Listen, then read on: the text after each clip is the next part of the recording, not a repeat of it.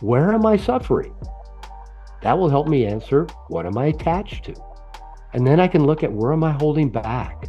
What am I trying to manage? What am I obsessing about? And then we can ask ourselves, what are all the possible outcomes here? And can I handle them? Can I be okay with them? Not do I choose them, not do I prefer them, not what do I really want, but can I be okay with them? Can life go on?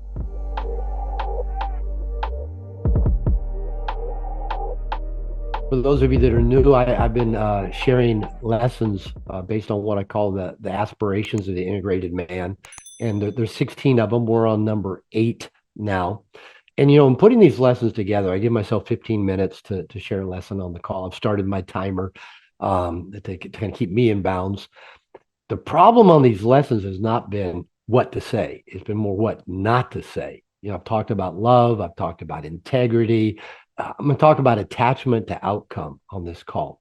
I mean, how many lectures and sermons and treatises have been written about attachment to outcome? And I'm going to talk about it in 15 minutes. So that's an attachment to outcome in itself, but we'll relax into it. Aspiration number 8 is that I aspire to observe my attachment to outcome, knowing they will cause me to suffer, and that my suffering will point me in the direction of my freedom. Now, there's an old Jewish proverb that says, if you want to make God laugh, tell him your plans. And probably we've all had that experience. This week, I'm up in Sammamish, Washington. I'm in my mother's basement. I always like saying that. I came up here with a plan I'd had in place for months. I had an Airbnb booked over in Eastern Washington in the middle of a wheat field, going to visit my granddaughter for her 17th birthday. I've been driving over there every year since she was 2 to visit her on her birthday. I have memories of all those milestones of my granddaughter's birthdays. I was going to spend a week out in the middle of a wheat field, just, with a fire pit and a hot tub and just, ah. And I got up here to Seattle, and my mother had had a cough and cold for about a week. Her knee was hurting her. She couldn't walk around the house without a cane. And so I said, I'll stick around and take care of you. She had no food in the refrigerator. She was eating vanilla wafers and cheddar cheese. That's all that she was eating. I said, Mom, I'm going to go buy you some food. So I started nursing her back to health. And then I caught the cold. And I thought, oh, it'll get better. I'll leave in a day. I'll leave the next day. I'll leave the next day. I'll leave the next day. And I'm going back to Puerto Vallarta in 2 days. I never made it there. Never made it to the wheat field. Never made it to my granddaughter's birthday.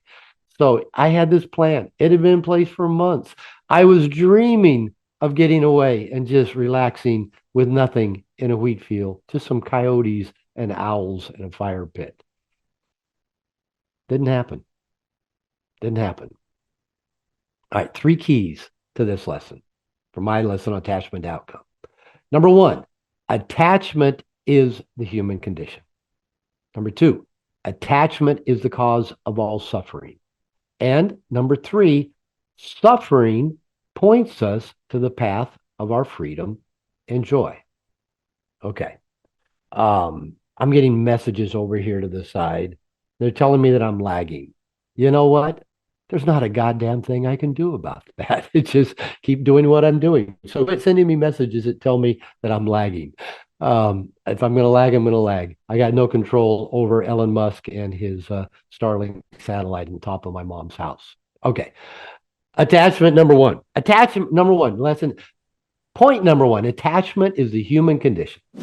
It's normal to get attached to outcome. It's normal to get attached. I want my internet to work as superbly as possible, and I not lag, and the call go well, and Puerto Vallarta not turn off the power when I'm 2 minutes into a call. That my throat not give out while I'm trying to teach a lesson on attachment to outcome. Okay, it's normal to get attached. Okay, we all see life as it relates to us, right? To want, to desire, to aspire.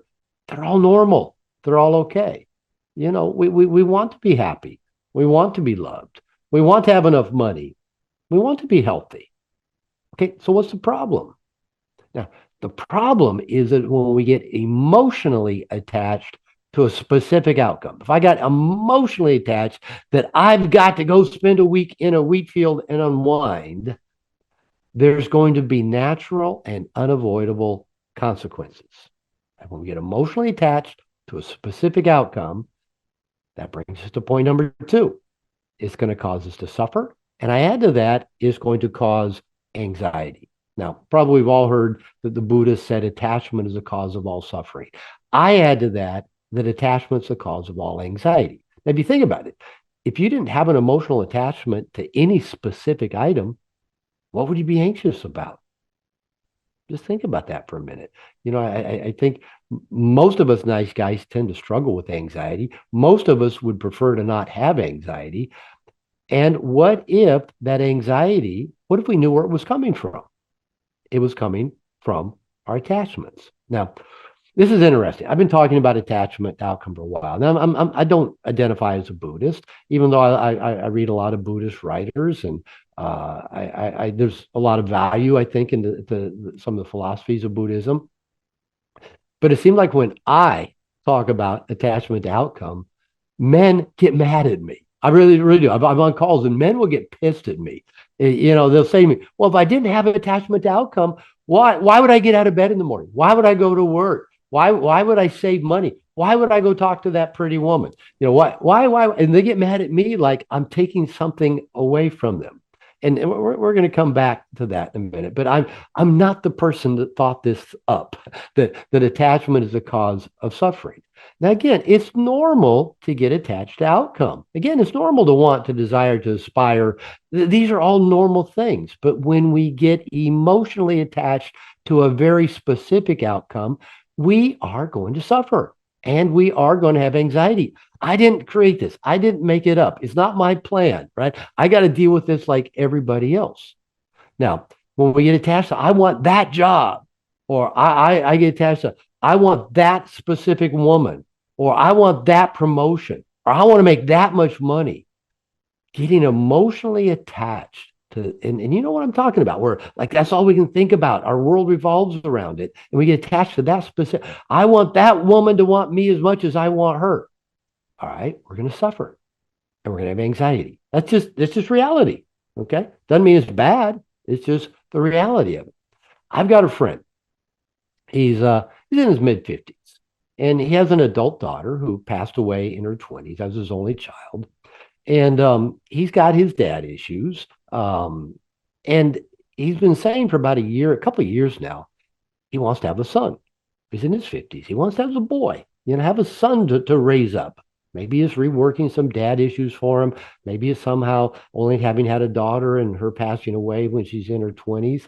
But I watched this friend of mine churning through these 20-somethings young women because of his agenda that he's got to have a son.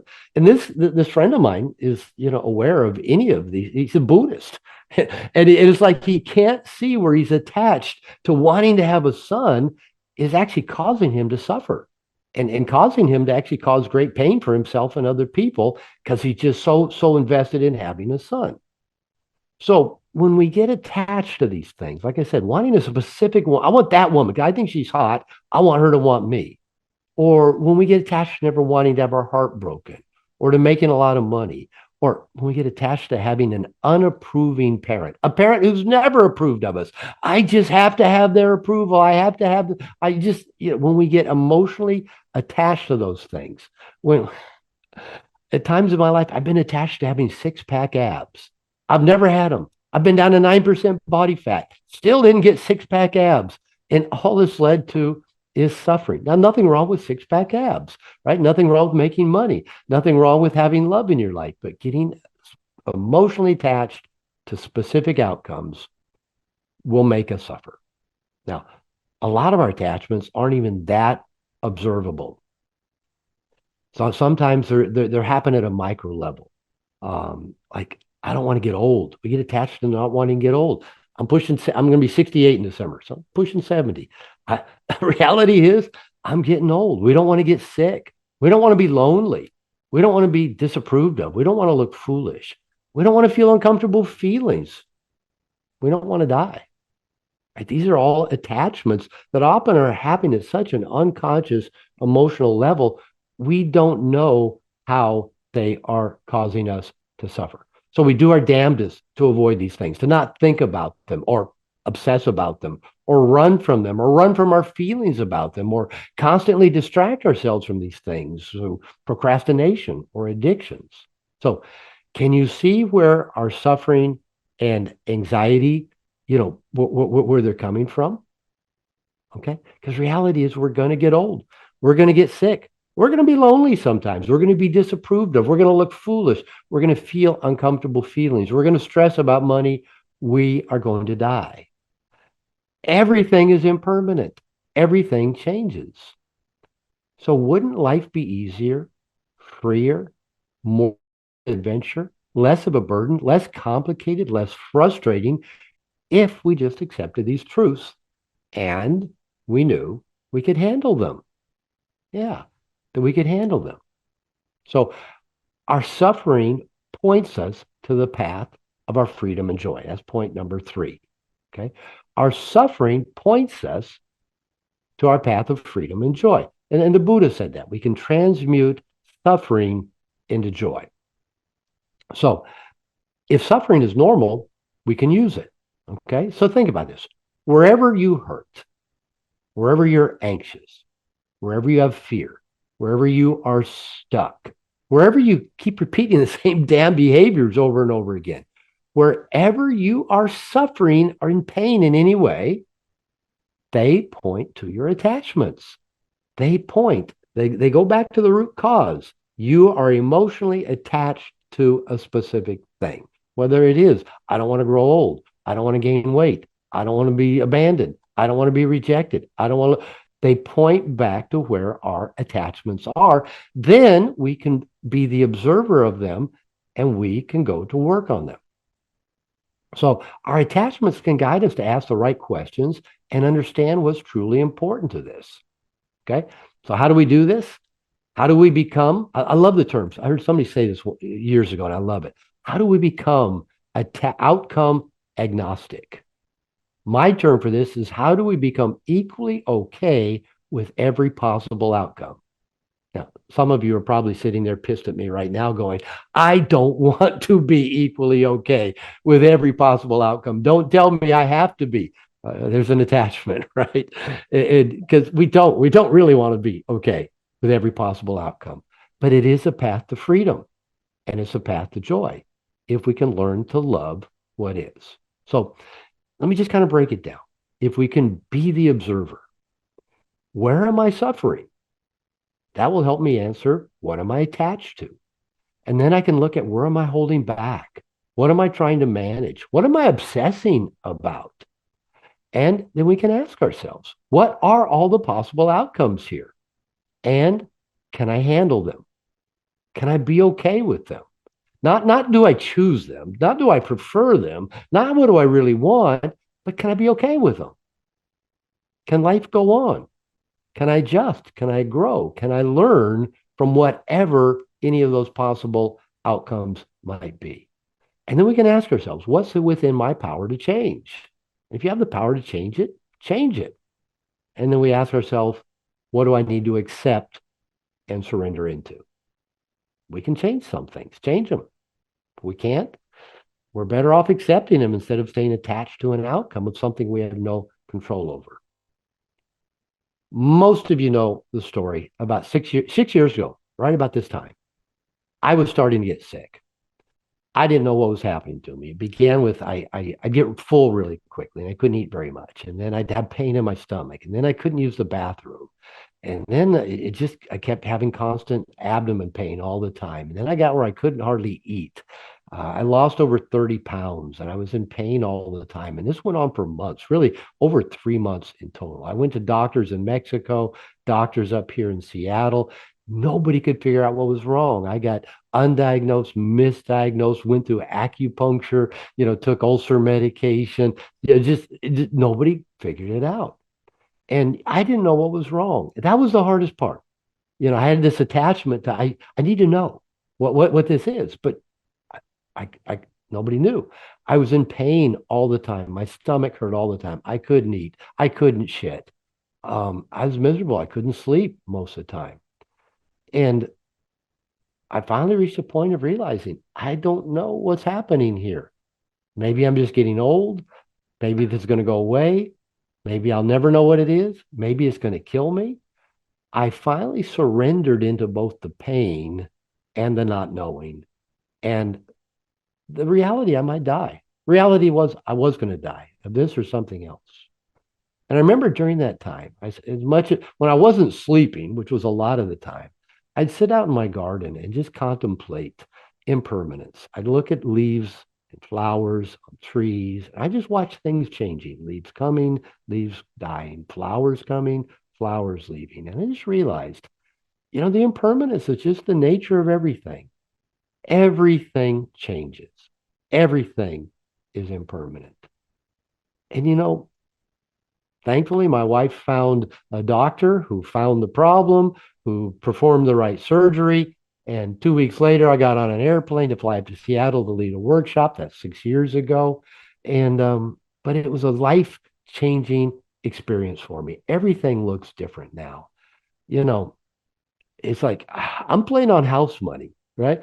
Everything from here on out's gravy. I should be dead. So here I am, building a worldwide, membership program for men, at the age that most men are retired. And I can't think of anything else I would rather be doing. And I did it because I had an experience that just forced me to get equally okay with every possible outcome. That freed me up in life.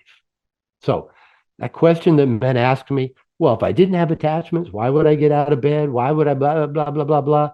My answer is without attachments, we have more energy, more creativity, more willingness to risk. We have more freedom, more passion, more purpose, more direction, more reason to get up in the morning, and more reason to play all out.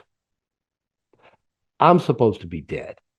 I can't wait to see what I can create and experience in the next 20 years. Now, I might get hit by a bus tomorrow. And if so, life has already exceeded all of my expectations. So we are going to get attached. We are going to suffer. And everything is impermanent. Change is inevitable. And if we can become, as much as possible, outcome agnostic and equally okay with all possible outcomes, we can fully show up. We can play full out. We can love what is and embrace the whole dance of life. This is how we find freedom and joy. There's something in life you just don't think your way through. How many people, like, for example, ever been in a relationship and spent the entirety of the relationship thinking about whether you should stay or go? Right? And think it, yeah, a lot of hands go up. I've done it. And thinking about it is not going to figure out how to get there. So the way you figure out where you're attached is where you're suffering. Okay. And if you're walking through life not giving a fuck, that's not the same as non-attachment. That's not giving a fuck, right? That's from because you probably gave too many fucks about things. You just said, fuck it, I'm not giving a fuck. That's you've just cut your feelings off. You're probably still thinking a lot, but you're not, you've cut your feelings off. Giving a fuck is okay. Caring about stuff is okay. Being passionate about stuff is okay. Desiring stuff is okay. The issue is when we get emotionally attached to a specific outcome that the suffering comes in. Okay. So my question to you is to ask yourself, what is the specific outcome you got attached to that led you to not give any fucks anymore? My guess is it was probably the attachment of getting hurt or feeling out of control or not having answers, or I don't know. Don't think your way through it. But if I think where you've gone numb about stuff, it's just another way of suffering, right? How do you enjoy life if you're numb? If you hang around me long enough, you know that I'm kind of into words because words tell us a lot. They tell us a lot about our unconscious. They tell us about things we just kind of accept without really knowing, right? Uh, I'm not a big fan of goals. I don't think they're bad or terrible. I think they'd be good for short-term change. Long-term change, they don't seem to be as effective. Now, intention, I like the word intention better than goal because intention is just saying, here's my intention, right? Here is what I'm going to try to do. Here's what I'm into. Here's what I'm committing to. Okay. And with that intention, I know it's like I came to Seattle with the intention of going over and spending a week in a wheat field, right? And visiting my son and granddaughter. I came knowing I had 7 days I could spend there, and I might go a little bit later, come back a little sooner. I came with some flexibility, but with the intention of spending that time visiting my son and granddaughter and having just some peaceful downtime in a wheat field, right? That was my intention. I got here. I realized, oh, I'm gonna have to adjust it a little bit. That's okay. But I kept checking in with me still. What's my intention? Well, my intention is still to get over there and spend some time. Even up until Sunday, even up until Monday of this week, I thought I can still make it over there. And I didn't get over the cold. I just never kicked it. And I didn't want to go be miserable and in the middle of a wheat field, and it's getting cold over there now. And I didn't want to give my son and granddaughter my cold. So my intention was to go, but I had to adjust. And it turned out I'm glad I was here for 2 weeks with my mother. She's 88. She had a stroke 4 years ago. She had no food in her house. What the fuck? I don't know. Maybe if I hadn't been here, maybe she would have passed. Maybe this is the last time I'm ever going to see her. And what if I'd said, well, I'm gonna go be in a wheat field. That's what I want. It was my intention, but it was adjustable. I kept observing as I went, and I made adjustments. And I got okay with the fact I didn't get to go see my son and granddaughter. I didn't get I didn't get to go, spend the time in a wheat field. I probably will again in the future. I don't know. I'll try again. But how it worked out, I'm really okay with. I'm okay that I had these 2 weeks with my mother. I still had downtime. I still had a change of pace. I was able to just have a cold and not be stressed. I didn't have much of anything on my calendar for a few days. So again, just keep checking in, keep being the observer. If you notice you're getting overly stressed, overly obsessed, overly anxious, it's probably no longer an intention, it's probably an attachment. Bottom line, we don't get a choice. Think about that for a minute. We don't really get a choice. So, how about if we can at least pretend we're making a choice? Okay. Um, Things happen in life. Life happens, right? When I had a tumor blocking my small intestine 6 years ago, I didn't have a choice about that. I didn't have a choice about it. Now I had choices of going to doctors and trying to find the reason and solution. So there's things I had a choice about. But we all are going to die. We all are going to get sick. We all are going to get embarrassed at some point. We are all going to look foolish at some time. What if, we don't really have a choice? That stuff's going to happen. All right. What if we just kind of held on loosely to those things and just say, okay, if it happens, I'll handle it. May not be what I want, but even ask, what can I learn from it? How can I grow from it? How might this even be a better outcome than what I was even hoping for? Because a lot of times that it is. Like I joke about this call being the poltergeist call. So far, almost every single one of these Omega calls, something has happened. Some glitch, technical, human, whatever. And things I couldn't have predicted that the city of Puerto Vallarta was going to turn off the power to the entire city 2 weeks ago because the city was flooding from a hurricane and there were power lines down everywhere. But what else are we going to do to just joke about it, laugh about it? And even, when I had the tumor in my stomach and I finally surrendered into it, and people would say, Robert, how you doing? And I go, well, I'm kind of feeling better. I don't know if I'm actually getting better or if I've just gotten better at feeling bad. And that was the truth. I hadn't gotten better, but I did get better at feeling bad. Why? Because I'd accepted I'm going to feel bad. Did I want to feel bad? No. But I just accepted I am feeling. I felt bad for long enough that I just realized I got no power over it other than just keep breathing into it. So whatever's going to happen is going to happen. Some things we got no power over. Some things we can change. Some things we can't. So they're going to happen anyway. So wouldn't it be better if somehow we at least entertain the idea? I'm going to open to this. I'm going to embrace it. I'm going to say, okay, come on. Let's see what it is. Let's dance. Let's tussle. Let's learn. Let's grow. It's more of a mental thing of just playing with it. Because the truth is, whether we accept it or not, shit's going to happen. By the way, guys, we get attached to wanting things to be easy, right? We get attached Yes. to not having to work at this shit. Um, Yes. Guys, like I said, I'm almost 68. I started working on I identified my nice guy issues almost 30 years ago. I've been teaching nice guys for, almost 30 years. Wrote a book about it. I do this stuff. I still have my nice guy patterns that come up. And my anxieties that come up, my approval seeking, my not wanting anybody to be upset at me. All I can do is just watch it. Now, I have changed a lot of habits. I went from lying about a lot of things to being honest about, I hope, majority of things. Maybe I'm still lying to myself about some things, but I think I've become a much more authentic, honest person. So we can practice those things. We do it with safe people, safe guys. You're in the right place. Practice. Just keep identifying. I lie a lot, guys. Here's what I was going to lie to you about. Here's the truth. Right? Keep saying, I want your approval. Here's how I was going to try to get your approval. Keep telling on it. And there's something about that that starts taking the steam out of it. It did for me. Every time I was going to tell a lie and tell what the lie was and then tell the truth, it quickly took the power out of it.